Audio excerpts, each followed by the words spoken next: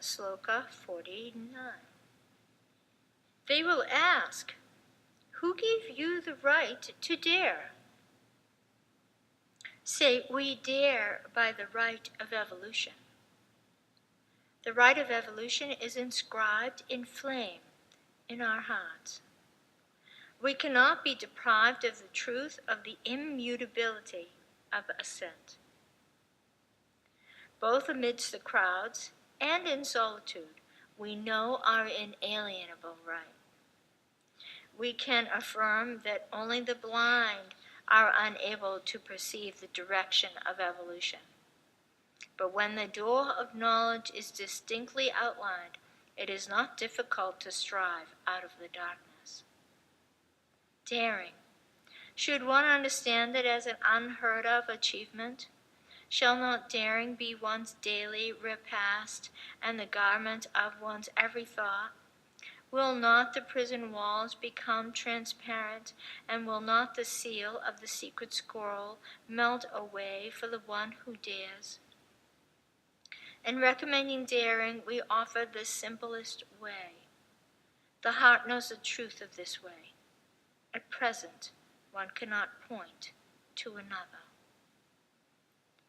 In other words, to dare is to constantly engage the current ceiling or edge of what we think is our existence, of what we think is real, known, comfortable, assured. The Master Moya talks about striving and daring differently.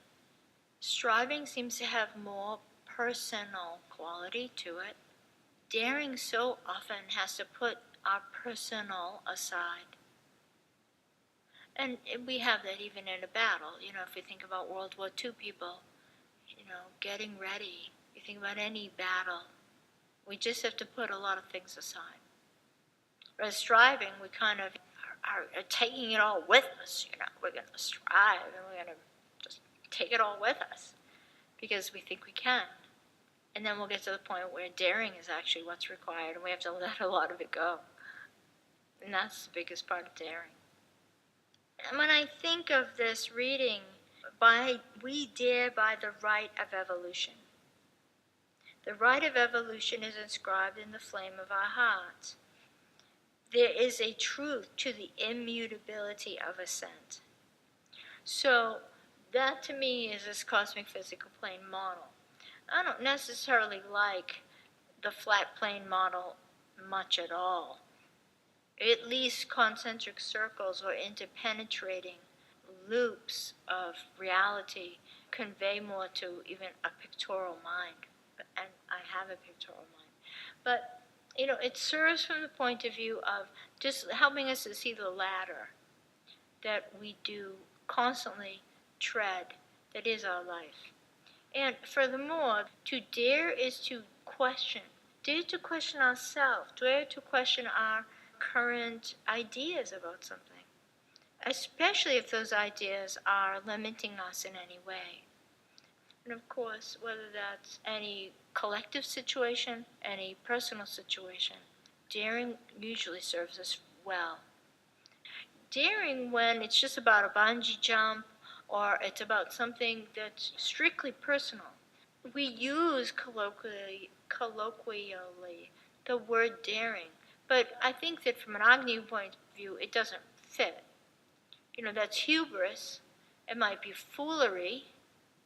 Daring, it probably is not. Because daring from an Agni Yoga point of view is almost always inclusive of the heart. The heart, then, by its very nature, is not about our personal issues. Even in the bungee jump, it wouldn't be about becoming fearless. It's, the bungee jump or walking across coals or doing a fire walk, something like that. It's all too solar plexus oriented to be true Agni daring. That would be an opinion. Open to other thoughts. Master Moya suggests to us that daring should be our daily food. daily repast, our daily food, and the garment of one's every thought. Translate that for yourselves. That daring be the garment of every thought. Well, to help us think for a moment of, if we go back to the list and the conversation about Nicholas Roerich, then who might be other people, historical or modern, that you would say are living some Agni Yoga, if not our Agni Yogis? List can be anybody. But certainly I think of Martin Luther King as an example.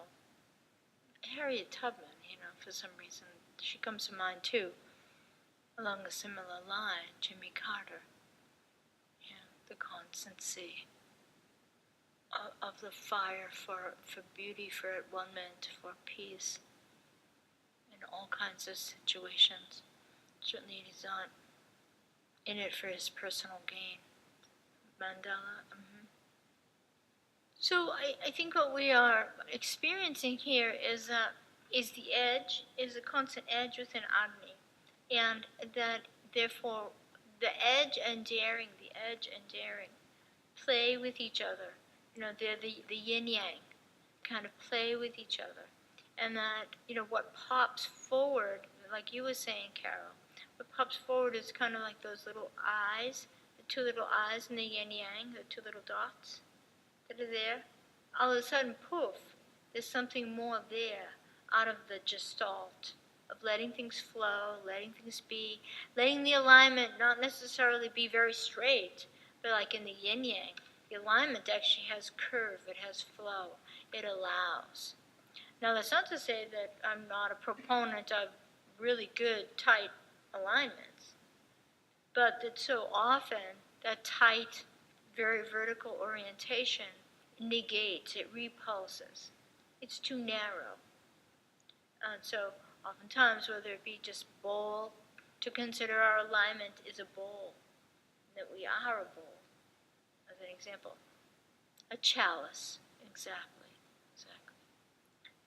Or that we will, like a river, navigate our way through something.